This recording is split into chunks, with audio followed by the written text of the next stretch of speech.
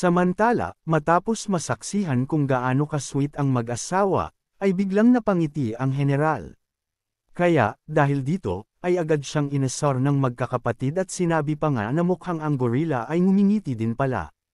Sumang-ayon naman dito ang dalawa, kaya hindi na nakapagpigil pa ang general at, sa kanyang galit, ay hinuli niya ang ika-6 na prinsipe at sinabi dito na huwag siyang sisihin dahil siya rin ang dahilan kung bakit niya ginagawa ito. Kasunod nito ay maririnig ang pagsigaw ng ika-6 na prinsipe, sinasabing nagkamali siya. Samantala, sa lugar ng mag-asawa, ay narinig nila ang kaguluhan kaya napatanong si Isabel kung ano ang nangyayari doon. Ngumiti lamang si Leon at sinabi na wala lang iyon dahil mayroon lamang mga tao doon na pinaglalaruan ang mga unggoy sa paligid. Pagkasabi naman niya nito, ay tinanong siya ni Isabel kung sapat na ba ang kanilang pagpapakita ng pagmamahalan sa publiko para makumbinsi ang kanyang mga kapatid. Bilang tugon naman ay sinabi ni Leon na hindi pa iyon sapat dahil kulang pa ng kanyang halik. Naiinis namang sinabi ni Isabel na huwag nitong samantalahin ang kanyang kabaitan dahil, sa kanyang palagay, ay siya lamang ang nakakaisip noon. Kasunod nito ay binago na niya ang usapan at tinanong si Leon kung talaga nga bang nagkita na sila noon ng kanyang ina. Agad naman itong kinumpirma ni Leon at sinabi na minsan na niyang nahuli ang kanyang ina noon sa battlefield. Napansin naman ni Isabel ang pag-aalinlangan sa kanyang sagot kaya sinabi nito sa kanya na kung bakit siya natatakot, dahil mayroon na siyang idea kung ano ang mga nangyari noon. Batid din niya na mayroon ng hidwaan ang kanyang ina laban sa dating emperor dahil sa pagtatangka niyang iligtas ang kanyang mga tauhan.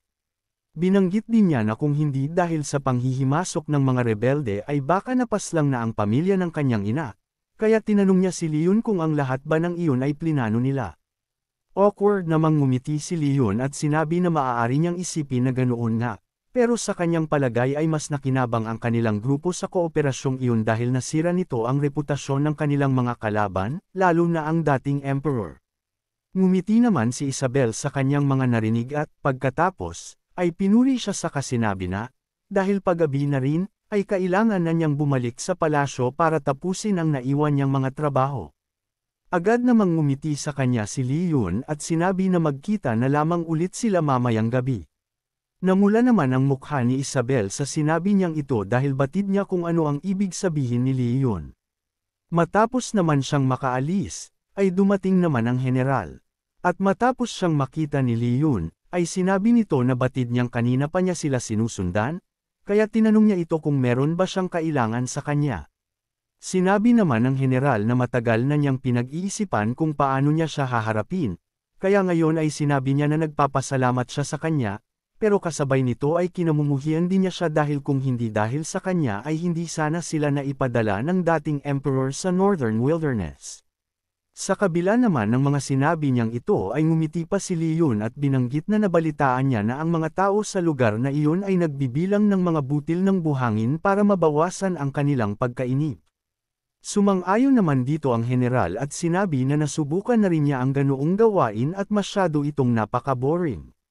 Sumang-ayon naman dito si Leon sa katinanong siya kung ano ang kanyang layunin sa pagpunta sa Kapitolyo, dahil naniniwala siya na hindi siya nagpunta dito para magbilang ng mga butil ng buhangin.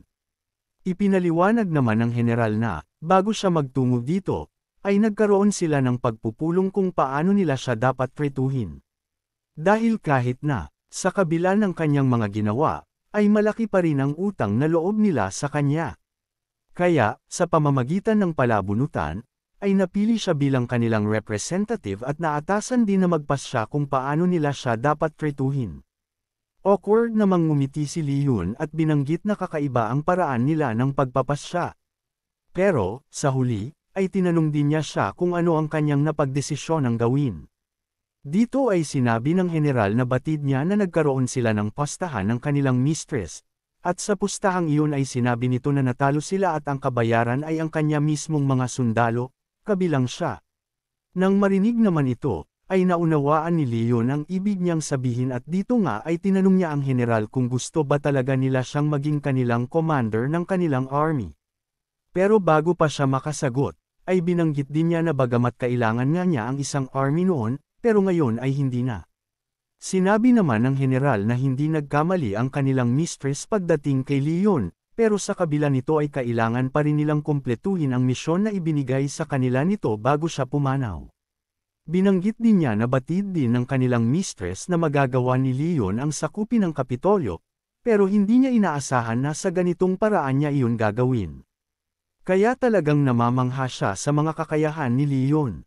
Tumawa naman si Leon matapos marinig ang kanyang mga sinabi, at pagkatapos ay ipinaliwanag na nagmamahalan silang dalawa, kaya hinimok niya ito na huwag mag-isip ng maling mga bagay may kinalaman sa kanila.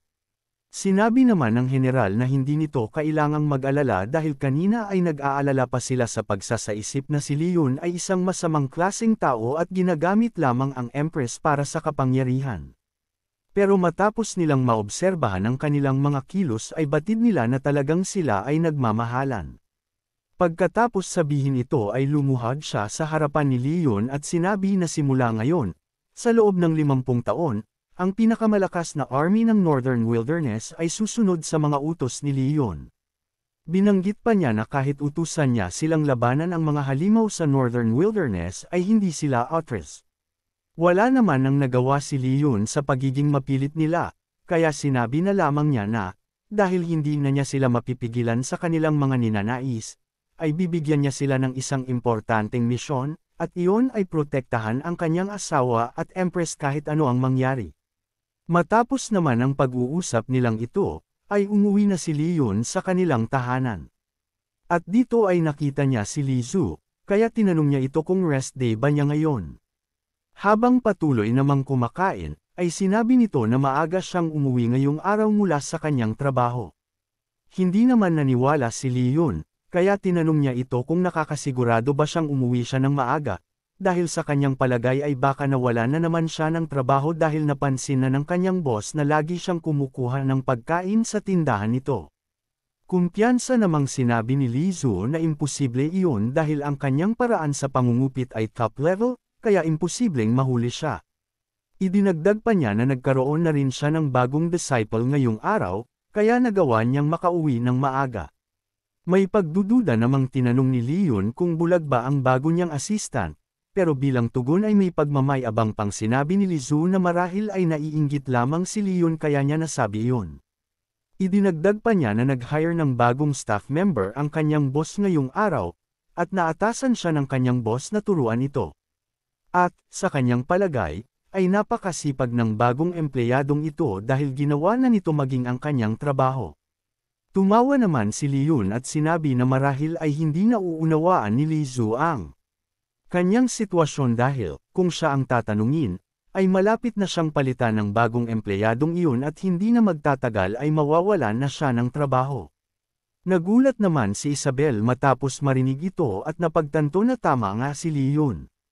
Kaya dahil dito, ay agad siyang tumakbo pabalik sa kanyang trabaho, sinasabing masyado pa talaga siyang inosente dahil nahulog kaagad siya sa inosenteng mukha ng kanyang bagong kasama. Samantala, matapos na tuluyang makalayo si Lizu, ay bigla namang natuwa si Leon dahil, sa wakas, ay napaalis na rin niya ito at wala nang mangiistorbo sa kanila mamayang gabi. Kinagabihan, ay makikita namang minamasahe na ni Leon si Isabel. Pero habang ginagawa niya ito ay binalaan siya ni Isabel na huwag siyang hahawakan sa ibang parte ng katawan at mag-focus lamang sa pagmasahe sa kanyang mga balikat, dahil alam na niya kung ano ang kanyang binabalak. Nagbiro naman si Leon at sinabi na alam niya iyon dahil nadulas lamang ang kanyang kamay kanina. Binago naman ni Isabel ang usapan at tinanong siya kung nakapag-usap ba sila ng general. Tinanong naman siya pabalik ni Leon kung bakit niya iyon naitanong at kung may binanggit ba ito sa kanya. Kinumpirma naman ito ni Isabel at ipinaliwanag na napag-usapan lamang nila ang tungkol sa pamilya ng kanyang ina. Kasunod nito ay tinanong naman siya ni Isabel kung bakit siya bigla ang kinausap ng general at kung bakit kumikilos na ngayon ang mga sundalo na nasa Northern Wilderness. Pabiro namang sinabi ni Leon na iyon ay dahil sa kanyang kagwapuhan. Kaya dahil dito, ay naiinis siyang sinabihan ni Isabel na tigilan na ang kanyang mga kalokohan at magseryoso. Hindi naman nagpatinag si Leon, kaya agad niyang tinanong ito kung hindi ba siya naniniwala na ang kanyang asawa ay gwapo.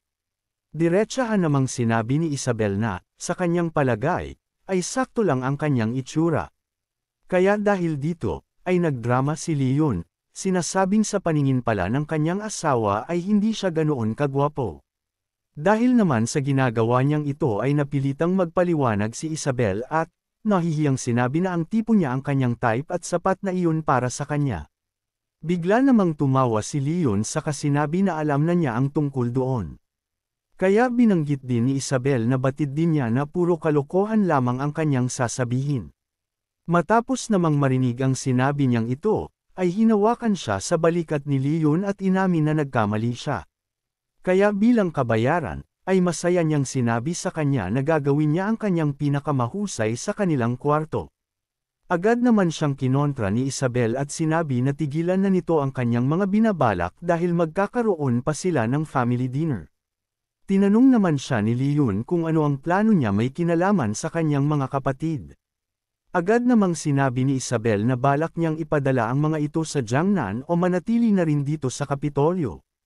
Biniro naman siya ni Leon at tinanong ito kung nagiging mapagmahal na kapatid na ba siya at kung hindi na ba siya nakakaramdam ng banta sa kanyang posisyon sa mga ito. Ngumiti naman si Isabel at sinabi na hindi siya ganoong klase ng tao, pero sinabi rin niya na hindi naman talaga banta ang mga ito sa kanya at sa kanyang posisyon, dahil hindi na sila nakahanay para sa trono. Samantala, sa palasyo, ay makikitang dumating na ang magkakapatid. At dito ay sinabi ng matabang prinsipe na katapusan na nila at magiging maswerte pa nga sila kung ipapadala na lamang ulit sila pabalik sa Northern Wilderness. Dahil, sa kanyang palagay, ay malamang na pagbibintangan sila ng kanilang imperial sister ng iba't ibang mga krimen, sa gayon ay maipadala na rin niya sila sa kinaroroonan ng kanilang ama sa kabilang buhay. Nagkomento naman ang prinsesa at sinabi na kung ganoon din naman ang mangyayari, ay mas mabuti pang sabihin na nila kaagad sa Empress na ibalik na lamang sila sa Northern Wilderness. Dahil kung gagawin nila iyon, ay makakaligtas pa sila sa tiyak na kamatayan at makakatanggap pa ng ilang mga resources mula sa kaharian. Sumang-ayon naman dito ang dalawa niyang kapatid at binanggit pa nga na magandang plano iyon. Pagkatapos nito ay pinatahimik na sila ng prinsesa dahil napansin niya na dumating na ang mag-asawa. At matapos makaupo ang dalawa, ay agad na sinabi ni Isabel sa kanyang mga kapatid na ang isa sa mga rason kung bakit niya sila pinatawag sa Kapitolyo ay para masuri ang kanilang mga kondisyon, at ang ikalawang rason ay upang ipakilala ang kanyang asawa, ang kanilang brother-in-law. Matapos naman niyang sabihin ito ay agad na kumaway si Leon sa kanila. Pero kasabay nito, ay bigla namang sumigaw ang ika-6 na prinsipe at hiniling kay Isabel na ninanais niyang bumalik sa Northern Wilderness. Gulat naman ang dalawa niyang kapatid at naisip pa nga na ang bastardong ito ay hindi talaga marunong sumunod sa plano at inunahan pa sila. Kaya, sa pagsasaisip nito, ay sumigaw din ang prinsesa, sinasabing kay Isabel na gusto rin niyang sumunod. Kasabay nito ay naisip niya na hindi siya makakapayag na ang kanyang kapatid lamang ang makaligtas. Matapos namang marinig ang sinabi ng dalawa, ay tinanong ni Leon ang prinsesa kung ang tinutukoy ba niya ay gusto rin niyang bumalik sa Northern Wilderness. Dahil napag-usapan nila ni Isabel na ang plano nila para sa kanila ay manatili silang tatlo dito sa Kapitolyo. Samantala, nagkomento naman si Isabel at sinabi na dahil iyon ang kagustuhan ng kanyang ika-6 na kapatid, ay pagbibigyan niya ang kanyang request, at ang kanyang ika-4 at ika-5 kapatid na lamang ang mananatili sa Kapitolyo. Hindi naman inaasahan ng tatlong ito ang desisyon ng mag-asawa, pero nang mapansin ito ng Empress ay tinanong niya ang prinsesa kung ano ang kanyang nais sabihin kanina. Agad namang sumagot ito at nakangiting sinabi na ang gusto talaga niyang sabihin ay susuportahan niya ang kagustuhan ng kanilang sixth brother, at pinupuri pa nga nila ito dahil sa kanyang katapangan. Sa kabilang banda, wala na ring nagawa ang ika-6 na prinsipe kundi ang maiyak sa kanyang kapalaran at napipilitang magpasalamat sa kanyang mga kapatid. Pero habang nasa gitna ng kanilang hapunan, ay bigla namang naganap ang isang malaking pagsabog sa di-kalayuan. Kaya dahil dito, ay agad na kumilos si Shen at inutusan ang mga gwardiya na protektahan ang Empress. Sumigaw din ito at tinatanong kung sino ang naglakas loob na magsagawa ng kaguluhan sa loob ng Imperial Palace.